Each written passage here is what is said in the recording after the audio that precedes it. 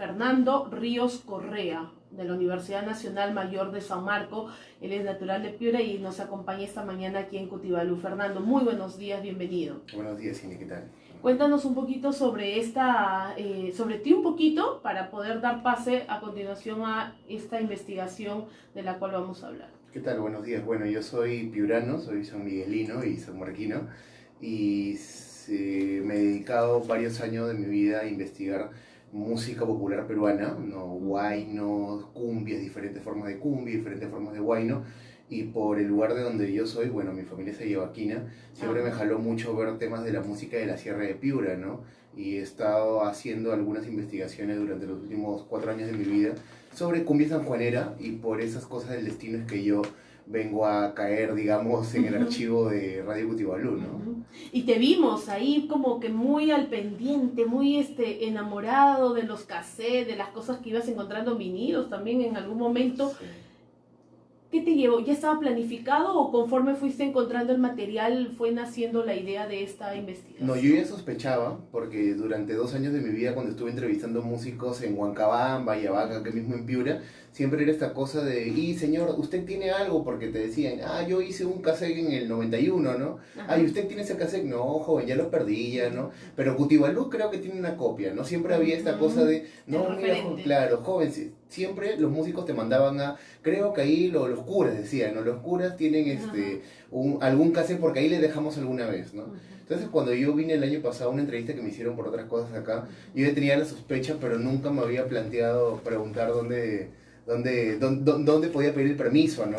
Entonces, cuando yo salgo aquí en la radio y veo la discoteca, dije, pues acá es, ¿no? Aquí tiene que estar todo, ¿no? Y en efecto estaba.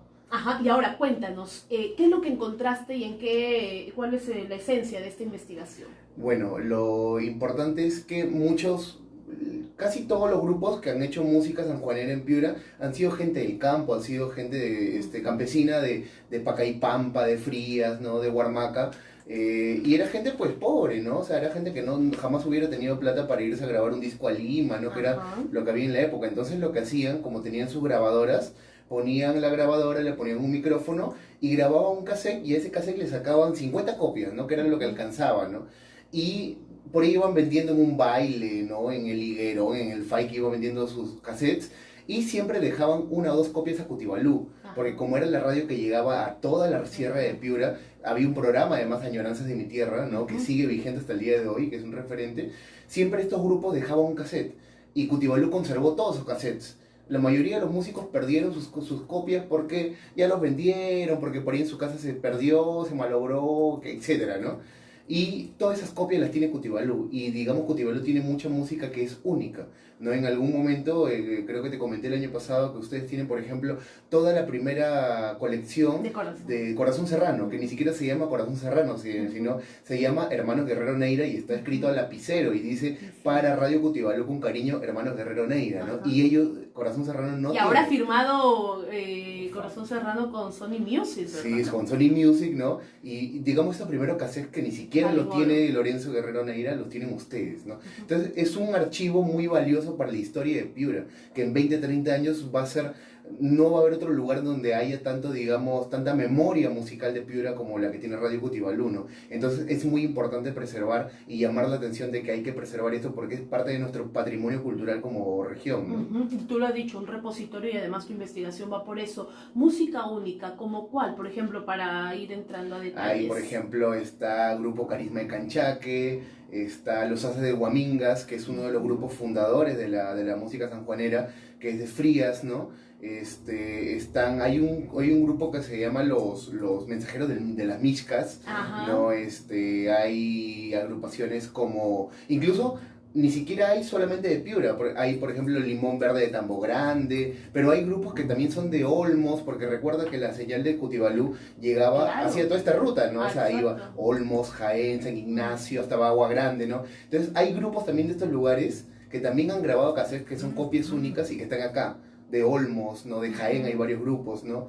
Entonces hay muchos grupos del medio Piura, ¿no? Grupos así de lugares como La Mariposa, como Terela, como Locuto incluso, que están aquí, ¿no? Entonces es muy interesante. En algún momento me gustaría, digamos, socializar, ¿no? Compartir algunas pequeñas piezas ¿no? de este repositorio, pero sí es muy interesante porque además le devuelve a la gente de la Sierra de Piura una memoria, ¿no? Muchas veces se dice, no, aquí mi abuelito hacía música, ¿no? ¿Y dónde está la música de tu abuelito? No sé, ya se perdió, ¿no? Entonces se pierde una parte de nuestra historia, ¿no? Pero cuando tú la vuelves a rescatar, a digitalizar, a restaurar, estas músicas del 89, del 88, ¿no? De Monterino, de gente de Paimas, le devuelves un poco de historia a la gente de Paimas, ¿no? La gente de Paimas tiene música propia, antigua, que puede, digamos, reproducir con orgullo y decir, esto es mío, esto se hizo aquí, ¿no?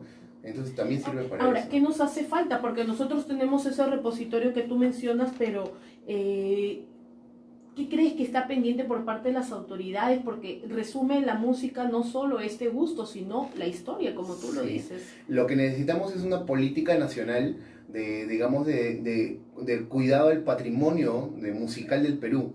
No, digamos, no hay aún una sonoteca, no hay, digamos, una política clara de digitalización. Yo para entrar acá no es que yo vengo y cojo un cassette y lo pongo en una casetera a ver qué suena, ¿no? Hay todo un proceso de cuidado, ¿no? De tener cuidado el uso de guantes, el uso de ciertos protocolos, ¿no? Bueno, y eso requiere dinero, ¿no? Y ese dinero evidentemente tiene dos formas: ir por ahí buscando una ONG o una cooperación de afuera o un estímulo cultural del Ministerio de Cultura para hacerlo en una radio, o una política nacional que, digamos, cuide el patrimonio de todas las radios, porque así como Cutibalú, hay varias radios comunitarias en el Perú. Está Onda Azul de Puno, ¿no? Hay varias radios que creo que ustedes son socios incluso de estas radios, que también han hecho un cuidado de sus cassettes, y están ahí esperando, ¿no? En Puno, en Pucallpa, en Iquitos, ¿no? Entonces lo que se necesita es que haya una intención clara desde el Estado peruano para, digamos, tener siquiera un primer rescate de esta música, ¿no? Lo que yo estoy buscando con esta exposición en Colombia es tomar como pretexto lo de Radio Cutibalú para advertir que se requieren fondos para no solamente, bueno, digamos, empezar con Cutibalú como un proyecto piloto, porque lo que yo he hecho es digitalizar, digamos, ¿qué te digo? De 120 cassettes que tomé, porque había muy poco tiempo, eran 3 semanas, de 120 cassettes era como que cogía 1, 2, 3 canciones como muestras, ¿no?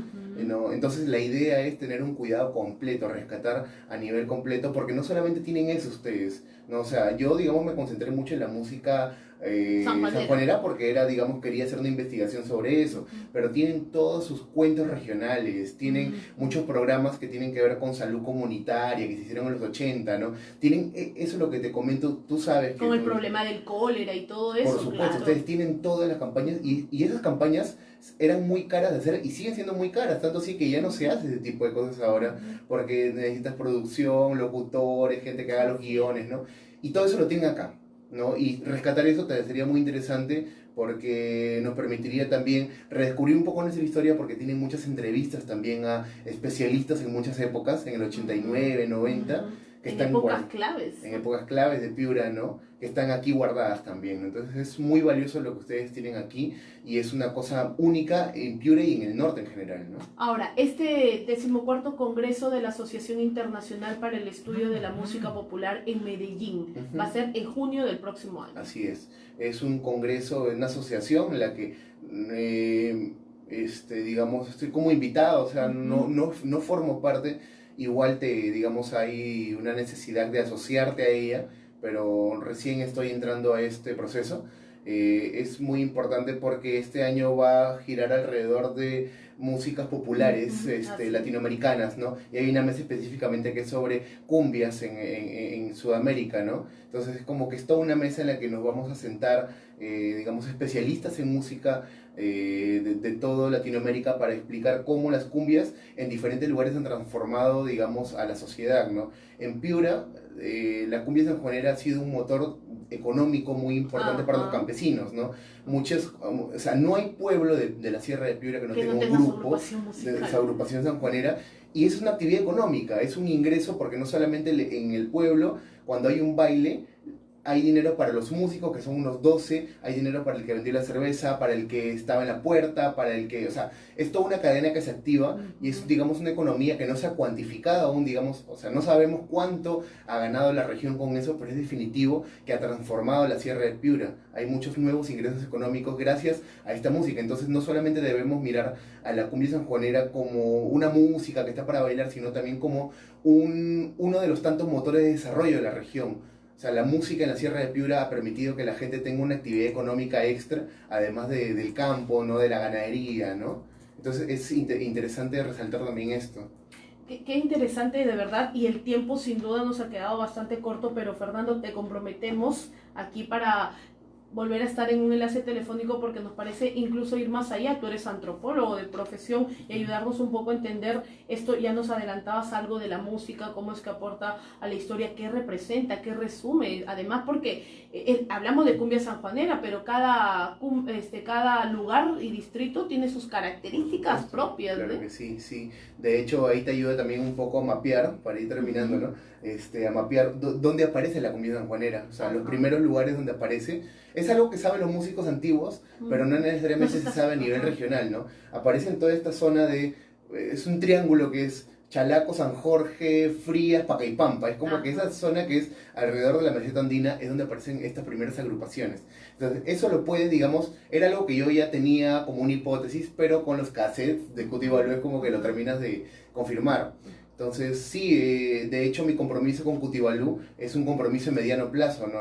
Yo recién estoy empezando una aventura, digamos, ¿no? Es como una primera socialización de lo que tenemos en la radio, pero mi compromiso con ustedes cuando me abrieron las puertas para poder investigar, para poder usar, digamos, sus consolas de la producción para digitalizar, fue que iba, digamos, a estar constantemente, cada vez que hay un nuevo avance, estar con ustedes, ¿no? Pero a veces el trabajo, el que no hayan fondos para investigar, te demora en eso, ¿no? Eso que debería demorar medio año, termina demorando 2, 3 años porque lo haces en los momentos que puedes, ¿no? Exacto, Sí. y por ello la importancia de los fondos que decías. Así Fernando, muchas gracias por acompañarnos, te Gracias a felicitamos, además te agradecemos también desde Cutibalú ese aporte que estás haciendo con esta investigación y por supuesto a compartirlo en esta ponencia que vas a tener a cargo allá en Medellín el próximo año. Muchas gracias. Muchas gracias, Cindy.